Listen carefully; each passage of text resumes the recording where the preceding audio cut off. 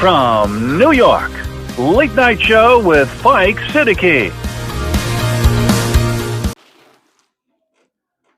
اعوذ باللہ من الشیطان الرجیم بسم اللہ الرحمن الرحیم اللہم صلی علی محمد وعلی آل محمد. Welcome to the show.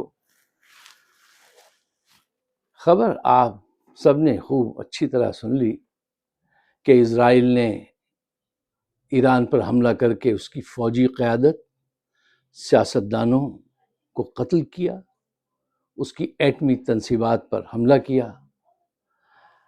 ایک جگہ ہے نتانا، اس کا کیا نام ہے، صحیح پروناؤنسیشن اس کا کیا ہے، میں ابھی آپ کو بتاتا ہوں.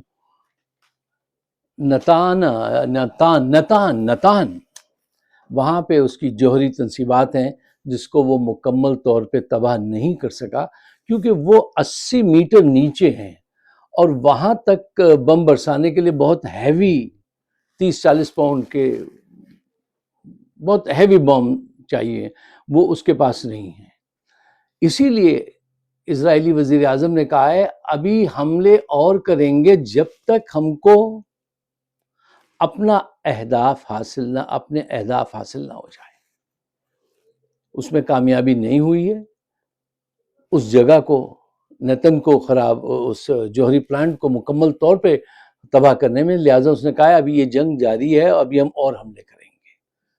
بے شرمی دیکھیے آپ. اچھا، چند حقائق. پاکستان 1965 کی جنگ میں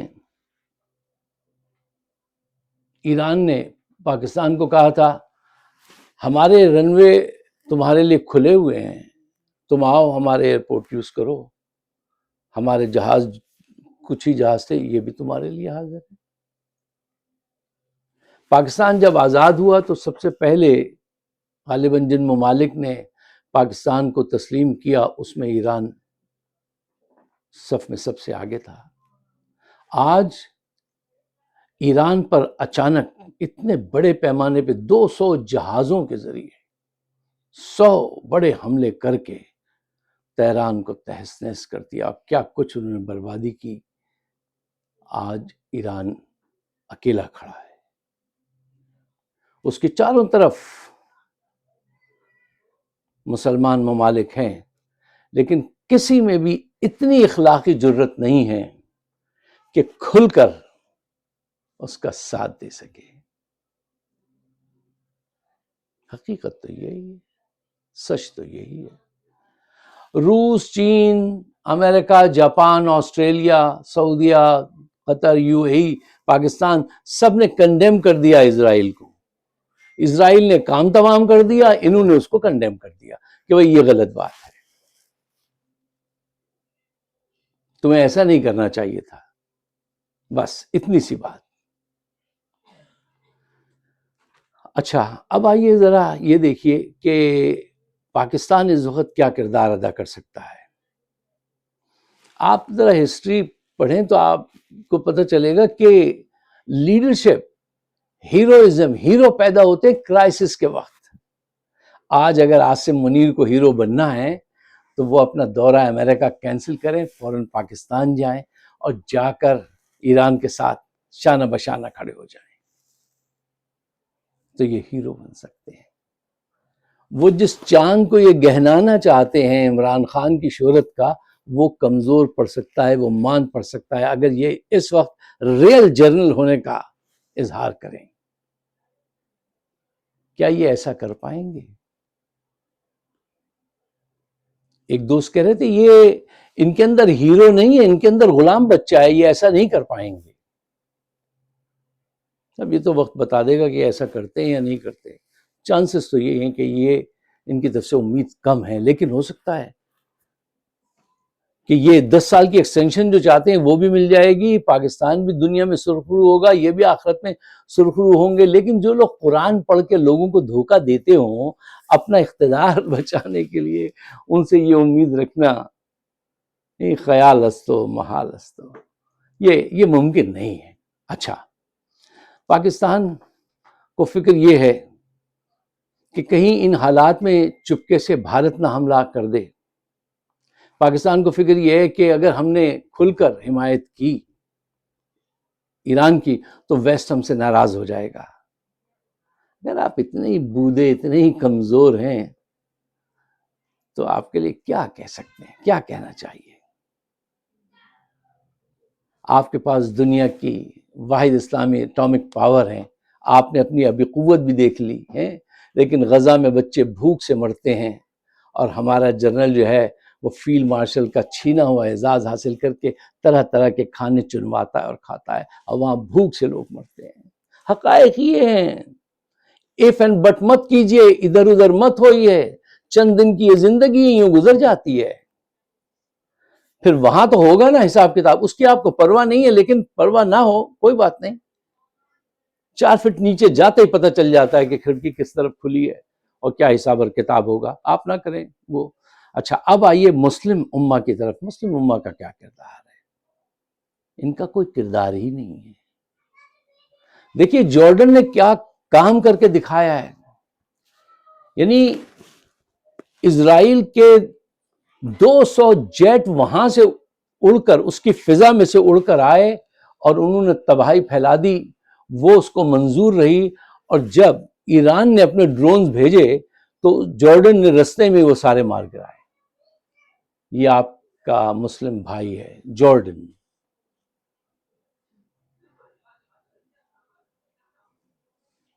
اچھا، روس اور چین کا کیا کردار ہے؟ اچھا، اب مسلم امہ میں تو سعودیہ ہے. سعودیہ کا کیا کردار ہے؟ غلام بچہ ہے.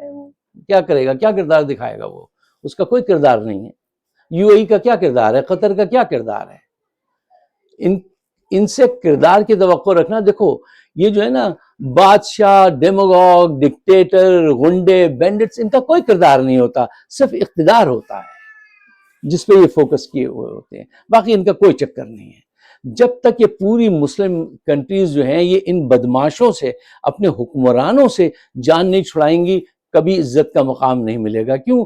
یہ تو سودے بازی ہی کرتے رہیں گے. سودے بازی کر کے دولتیں جمع کریں گے اور سونے کی یاچ خریدتے ہیں اور گاڑیاں یہ اس کے علاوہ آپ ان سے جب تک پیچھا نہیں چھڑائیں گے آپ کا فائدہ نہیں ہونے والا.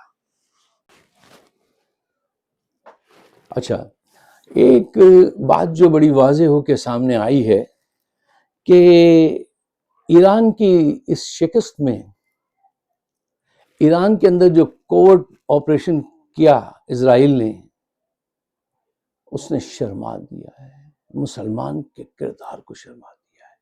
مجھے دکھ کے ساتھ شرم بہت ہے.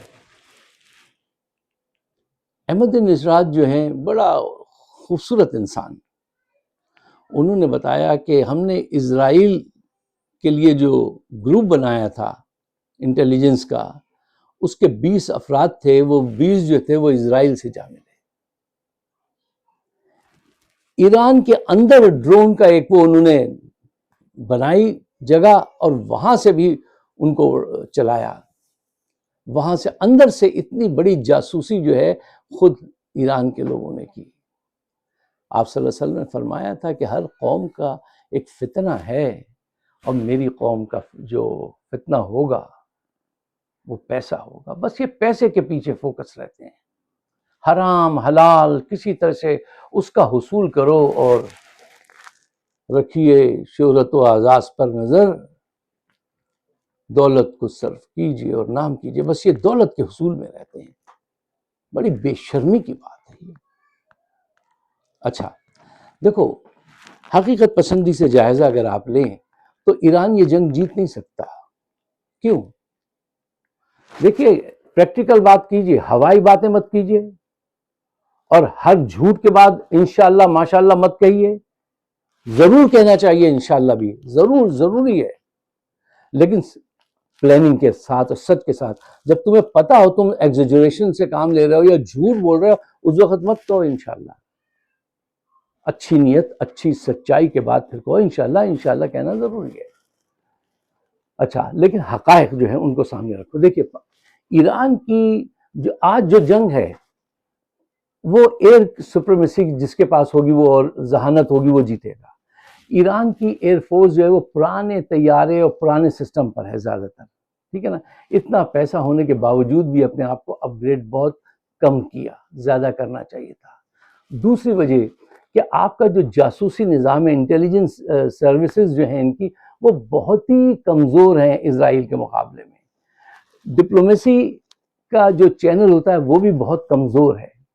اچھا دیکھیے، جس کے پاس آج کے دور میں اچھی انٹیلیجنس سروسز نہیں ہوں گی وہ جنگ نہیں جیت سکتا.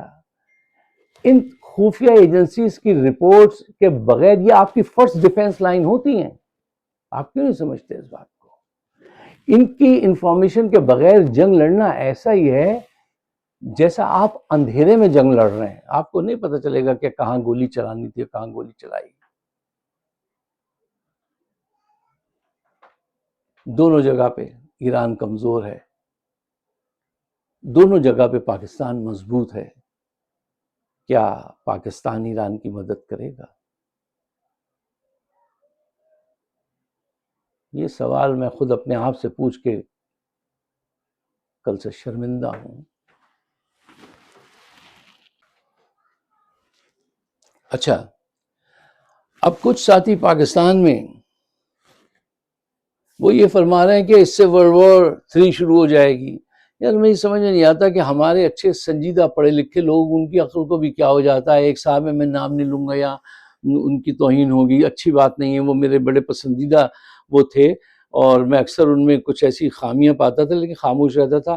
آج بھی میں خاموش رہوں گا، ان کا نام نہیں لوں گا. لیکن اتنی دیوانگی کی باتیں کرتے ہیں. اگر آپ اس فیلڈ میں ہیں تو سب سے زیادہ ضروری ہے کہ ظاہر بات ہے آپ آبزرویشن لیتے ہوں گے. آپ صرف نیوز پیپر ہی نہیں پڑھتے، وہ رپورٹس بھی پڑھتے ہوں گے جو تھنک ٹینکس کی ہوتی ہیں، ٹھیک ہے نا. انٹرنیشنل میڈیا کو بھی آپ چیز کرتے ہوں گے، پھر ڈاٹس ملاتے ہوں گے، سب کچھ آپ کی نظر میں ہوگا. اس کے باوجود بھی آپ ہسٹری بھی پڑھی ہوگی آپ نے. یہ تصور کرنا کہ ورلڈ وار 3 شروع ہو جائے گی، یہ بہت ہی بچکانہ سوچ ہے. کیوں ایسا نہیں ہوگا؟ اس کی وجہ کیا ہے؟ دیکھیے، اچھا اس سے پہلے کہ میں اس پہ جاؤں، ایک چیز دیکھیے، چائنا اس وقت تینوں طاقتوں کا آپ رویہ دیکھ لیجئے کیا ہے. امریکہ نے تو کہہ دیا بھئی ہمارا اس میں کوئی ہاتھ نہیں ہے، ٹھیک ہے نا، تو ایران سے تم ہماری جو اڈے ہیں ان پہ حملہ مت کرنا. ایک بات. چائنا کی وہ لن جے کیا نام ہے ان کا، اسپوکس پرسن ہے، میں ان کا وہ پڑھ رہا تھا، تو انہوں نے کہا کہ ہاں بہت ہلکے سے کہہ دیا، ہاں یہ ایسا نہیں ہونا چاہیے، ڈی اسکیلیٹ ہونا چاہیے، جنگ رکنی چاہیے، ایسا نہیں ہونا چاہیے.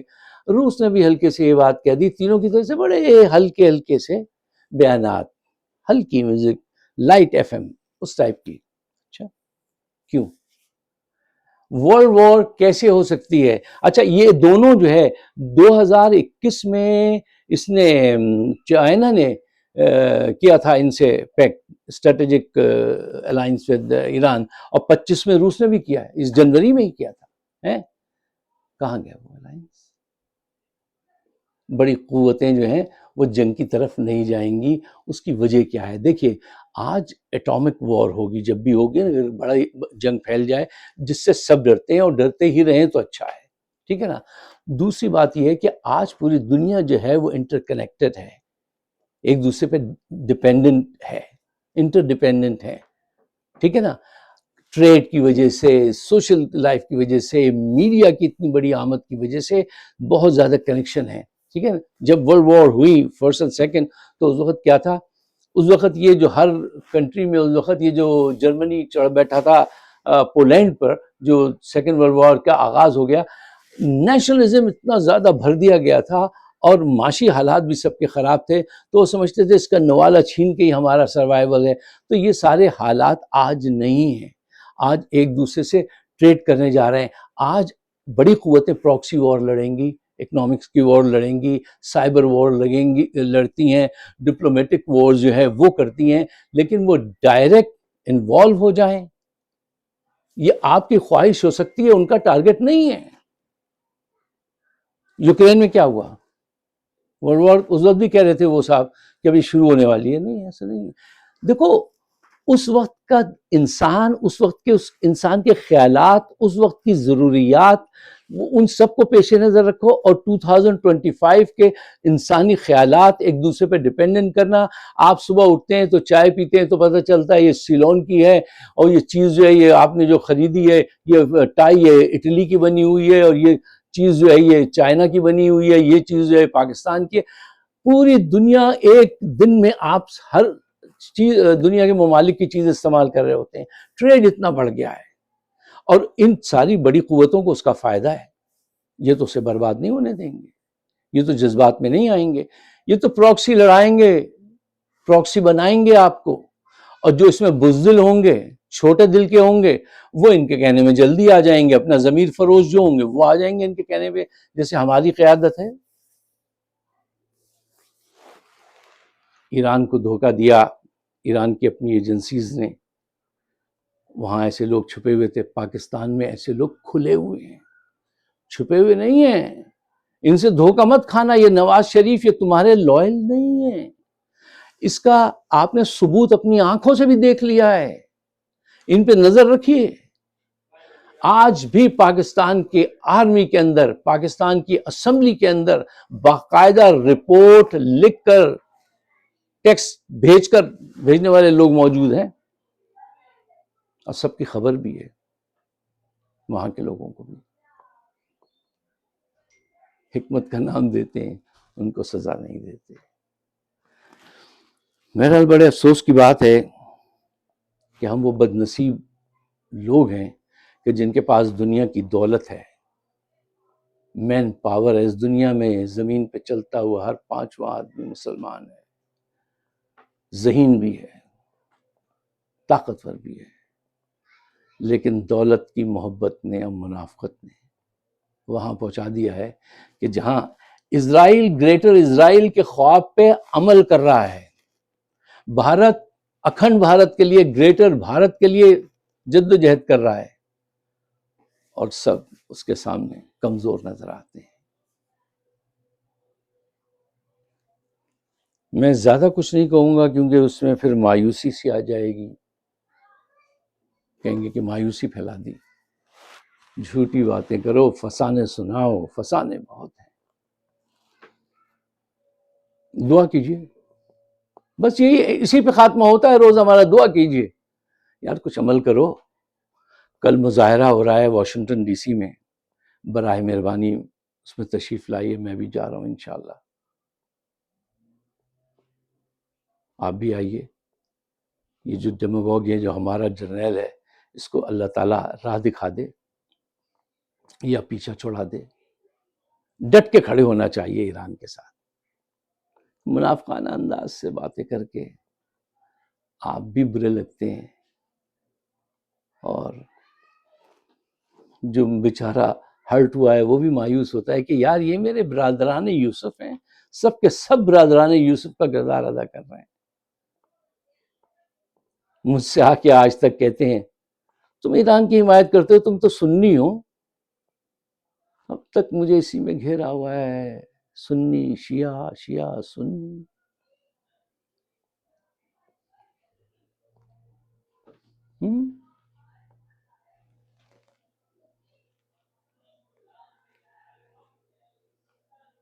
آپ سب کا بہت بہت شکریہ. مجھے اپنے خیالات سے نوازیے گا. ہمارا پروگرام وہ بہت اس کی ریچ کم کرا دیتے ہیں یہ ہماری ایجنسیز کے لوگ. تو اگر آپ تک پہنچ گیا ہے، بہت سارے لوگوں کو نوٹس ہی نہیں پہنچتا. وہ بتاتے ہیں یار ہمیں تو پتہ ہی نہیں چل رہا ہے کہ تم پروگرام کرتے ہو، پہلے تو آتا تھا روز تمہارا نوٹس. میں نے کہا ہاں بھائی، وہ اب ان کے کارنامے ہیں. تو جس تک پہنچ گیا اس کا تو فرض بنتا ہے، اگر یہ بات پاکستان کے حق میں، آپ کے حق میں، آپ کی سمجھ میں آتی ہے، آپ کے ایمان میں آتی ہے، تو اس کو ضرور مختلف گروپس میں شیئر کر لیجیے تاکہ رائے عامہ تو ہموار کی جائے. اتنا میں اور آپ کر سکتے ہیں، کرنا چاہیے. آپ سب کا بہت بہت شکریہ. خدا حافظ.